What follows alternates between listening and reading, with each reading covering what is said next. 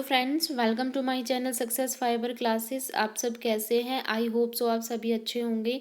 तो estate TGT science में biology section में आपको कवर करा रही हूँ, ठीक है। तो कल मैंने आप लोगों को रेस्पिरेटरी सिस्टम टॉपिक करवाया था और उसके एमसीक्यू डिस्कस कराए थे। तो आप जितने भी नए व्यूवर्स मेरे से जुड़ रहे हैं तो आप चैनल पर विजिट कर लीजिए और वो जितनी भी वीडियोस है आप देख लीजिए, ठीक है। क्योंकि मैंने प्रीवियस ईयर को देखकर ये वीडियोस प्रिपेयर की हैं, ठीक है। नोट्स वगैरह आपके लिए ही मैंने प्रिपेयर किए, वरना मैं अपने किसी भी एग्ज़ाम के लिए नोट्स वगैरह प्रिपेयर नहीं करती, ठीक है।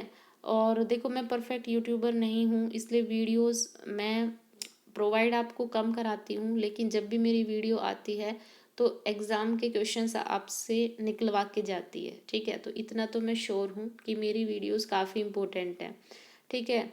क्योंकि मैं भी अब DSSB का एग्ज़ाम देने की सोच रही हूँ, ठीक है। तो मैंने भी फॉर्म फिल कर रखा है, क्योंकि मुझे ना अब DSSB की जॉब चाहिए, क्योंकि मुझे वो थोड़ी मोर रेपुटेटेड जॉब लगती है बजाय हरियाणा से, ठीक है। तो चलिए अब शुरू करते हैं वीडियो को। टॉपिक का क्या रहेगा आज का? ब्लड और सर्कुलेटरी सिस्टम रहेगा, ठीक है। तो थोड़ा अटेंटिव होकर देखना इस टॉपिक को। जो ब्लड होता है क्या होता है, सबसे पहले आपको पता होना चाहिए, कनेक्टिव टिश्यू होता है, ठीक है। लिक्विड फॉर्म में होता है, ये तो सभी को पता है। सॉफ्टवेयर टिश्यू ये माना जाता है और इसका pH 7.4 होता है, इसलिए 7.4 यानी 7 से ज़्यादा है तो नेचर कहीं ना कहीं बेसिक में काउंट होता है। तो नेचर कैसा हो गया इसका? एल्कलाइन, और वो भी कैसा? स्लाइटली एल्कलाइन, क्योंकि 7 के आसपास में है वैल्यूज़, ठीक है। फिर नॉर्मल पर्सन की अगर हम बात करते हैं तो नॉर्मल पर्सन में 5 लीटर जो ब्लड होता है वो होता है, ठीक है। और ब्लड की जो स्टडी होती है उसको बोलते हैं हेमेटोलॉजी, ठीक है। ब्लड का टेम्परेचर कितना होता है? 100.4 डिग्री F से, हाँ मतलब फ़ारेनहाइट होता है, और सेल्सियस में अगर हम बात करें तो 38 डिग्री सेल्सियस होता है, ठीक है। उसके बाद फिर नेक्स्ट आता है क्या कि हेमोयोपोसिस क्या होता है? जब ब्लड की फॉर्मेशन होती है तो वो जो प्रोसेस होता है इसको हेमोयोपोसिस बोलते हैं। तो अब बात आई कि ब्लड की फॉर्मेशन, तो ब्लड की फॉर्मेशन कहाँ होती है? रेड बोन मैरो जो होती है उसमें ब्लड की फॉर्मेशन होती है। बट जब हम एम्ब्रोयो की बात करते हैं या फिर कोई न्यू बोर्न बेबीज़ की बात करते हैं तो उसमें जो ब्लड की फॉर्मेशन होती है वो स्प्लिन के अंदर होती है, ठीक है। किस में होती है? स्प्लिन में। अब बात आती है कि ब्लड जो ओरिजिनेट होता है वो एम्ब्रियो की किस लेयर में होता है? तो वो होती है मीजोडर्म लेयर में, तो इसको आपको याद रखना है, ठीक है। ब्लड का जो टेस्ट होता है वो सॉल्टी टेस्ट होता है, बिकॉज इसमें सोडियम क्लोराइड सॉल्ट प्रेजेंट होता है, तो उसकी प्रेजेंस के कारण ही ब्लड का टेस्ट सॉल्टी होता है। अब आता है कि ब्लड का फंक्शन क्या क्या होते हैं। तो देखो, जो ब्लड होता है एक तो O2 को ट्रांसपोर्ट कराता है, यानी जो हम इनहेल के थ्रू O2 रिसीव करते हैं, जैसा कि मैंने रेस्पिरेटरी सिस्टम में आपको पढ़ाया था, है ना। तो ब्लड के अंदर हीमोग्लोबिन होता है जो उस O2 को लेता है और उसको वेरियस टिश्यू तक सेंड करता है, ठीक है। अब आता है ब्लड का कंपोनेंट्स। ब्लड का कंपोजिशन क्या होता है? देखो, प्लाज्मा होता है इसमें और एक ब्लड कार्पसेल्स होता है।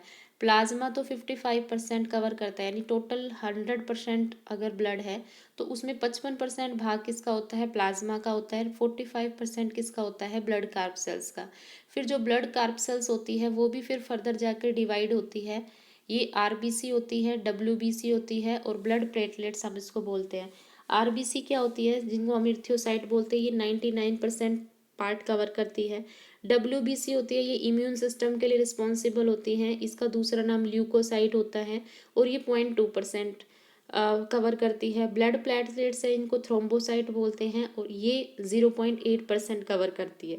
अब हम वन बाय वन करके पढ़ेंगे कि RBC है, क्या काम होता है इसका, कितनी इसकी लाइफ स्पैन होती है।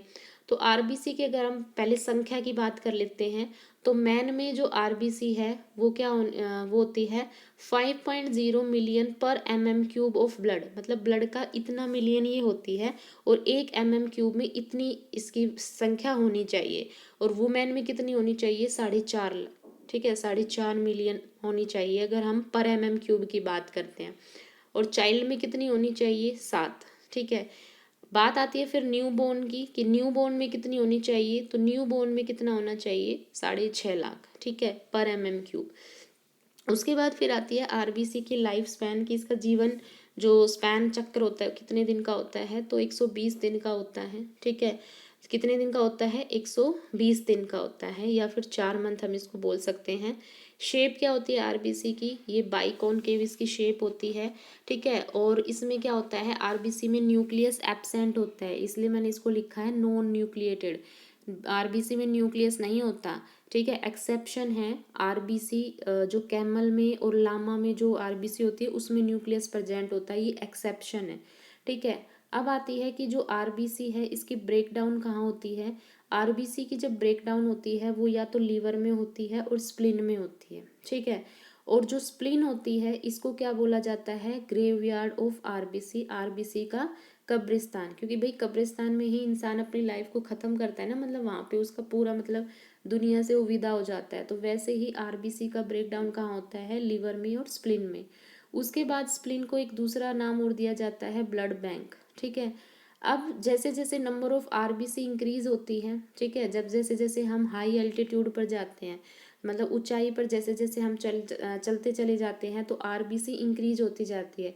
इसलिए आपने देखा होगा कि जब हम पहाड़ों पर चढ़ते हैं तो हुमेन के जो चिक होते हैं, मतलब मनुष्य के जो गाल होते हैं वो लाल हो जाते हैं, क्योंकि हाइट पर जैसे जैसे हम चलते हैं ना तो आरबीसी जो होती है वो इंक्रीज होती है, ठीक है।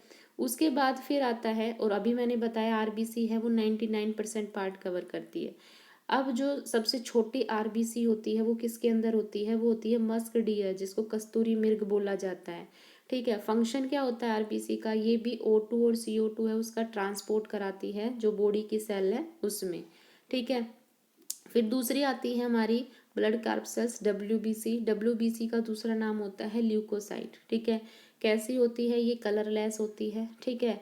सेल मेम्ब्रेन और न्यूक्लियस में और साइटोप्लाज्म, ये तीनों ही चीज़ इसके अंदर प्रेजेंट होती है, जबकि आरबीसी में न्यूक्लियस एब्सेंट था, ठीक है। डब्ल्यूबीसी किसके लिए रिस्पॉन्सिबल होती है, तो भाई ये हमारा इम्यून सिस्टम है वो फॉर्म करती है, बॉडी का इम्यून सिस्टम, ठीक है। टोटल जो डब्ल्यूबीसी होनी चाहिए इसकी संख्या होती है 6,000 से 9,000 mm3, ठीक है। और अगर पूछा जाए डब्ल्यूबीसी और आरबीसी का रेशियो कितना होता है, तो ये होता है 1:600, यानी 1 किसका होता है, डब्ल्यूबीसी का, और आरबीसी का कितना होता है, 600, ठीक है। मतलब 600 आरबीसी पर 1 डब्ल्यूबीसी होता है। उसके बाद ये मैंने बता ही दिया कि ये क्या करता है, बॉडी का इम्यून सिस्टम है वो फॉर्म करता है। लाइफ स्पैन इसकी कितनी होती है, 12 से 20 दिन की। फिर डब्ल्यूबीसी जो होती है वो फर्दर आगे जाके डिवाइड होती है, एक होती है इसका ग्रैनुलोसाइट, दूसरा होता है ए ग्रैनुलोसाइट। ग्रैनुलोसाइट फिर फर्दर 3 पार्ट में डिवाइड होती है, न्यूट्रोफिल्स, दूसरा इसाइनोफिल्स, तीसरा होता है बेसोफिल्स। जो न्यूट्रोफिल्स होती है 65%, इसाइनोफिल्स होती है 25%, और बेसोफिल्स होती है 0.5%, ठीक है। ये 2.5% होगा। उसके बाद फिर हम ए ग्रेनुलोसाइट की बात करें तो ए ग्रेनुलो जो साइट होती है इसको फर्दर हम डिवाइड करते हैं, तो लिम्फोसाइट होती है और मोनोसाइट। मोनोसाइट 6% और लिम्फोसाइट 26%। लिम्फोसाइट फिर फर्दर डिवाइड होती है ये बी लिम्फोसाइट में और टी लिम्फोसाइट में, ठीक है।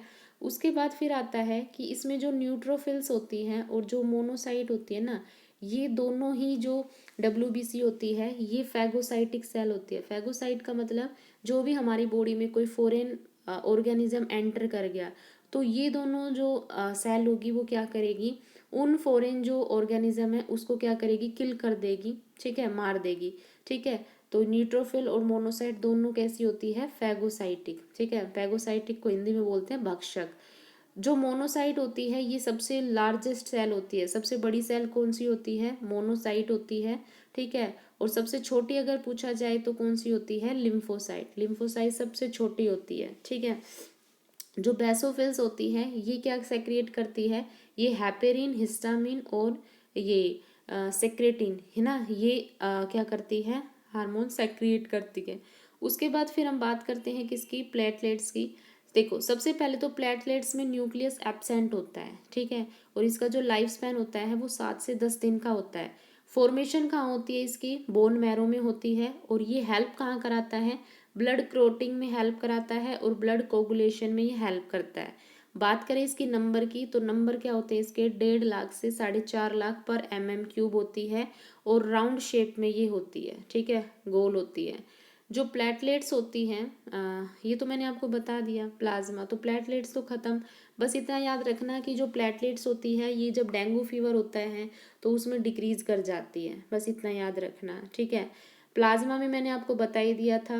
जो प्लाज्मा होता है ये क्या होता है, देखो प्लाज्मा होता है 55% टोटल ब्लड का ये कैरी करता है, अभी मैंने ऊपर बताया था।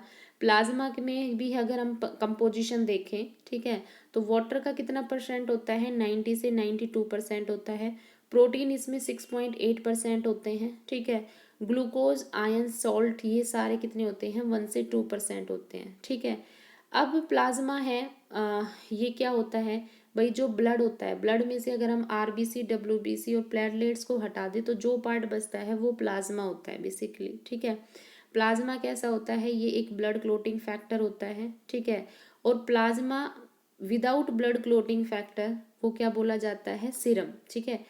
अब उसके बाद जो प्लाज्मा होती हैं उसके अंदर जो प्रोटीन होते हैं, कौन कौन से टाइप के प्रोटीन होते हैं, एल्बुमिन होता है, ग्लोबुलिन होता है, प्रोथ्रोम्बिन या फाइब्रिनोजन होते हैं, ये प्रोटीन उसके अंदर होते हैं, ठीक है। जो एल्बुमिन प्रोटीन होता है इसका काम क्या होता है, ये जो ऑस्मोटिक प्रेशर होता है ना ब्लड का, उसको कंट्रोल करने का काम करता है, ठीक है।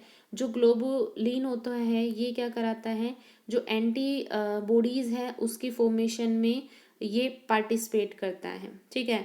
और जो प्रोथ्रोम्बिन या फिर मैंने बोला फाइब्रिनोजन, ये दोनों जो प्रोटीन होते हैं ये ब्लड क्लोटिंग में इंपॉर्टेंट रोल प्ले करते हैं। तो कौन कौन से, प्रोथ्रोम्बिन और फाइब्रिनोजन, ये ब्लड क्लोटिंग में इंपॉर्टेंट रोल प्ले करते हैं, ठीक है।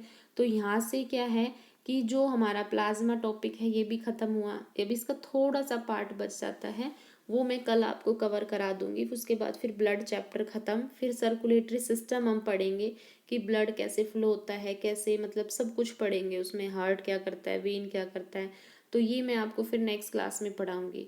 तो आई होप आप लोगों को ये वीडियो अच्छी लग रही है। अरे भाई अगर वीडियो अच्छी लग रही है तो लाइक भी कर दिया करो, शेयर भी कर दिया करो। सबसे बड़ी कमी है कि आप लोग शेयर नहीं करते, है ना, तो शेयर कर दिया करो, ठीक है। तो so thank you very much.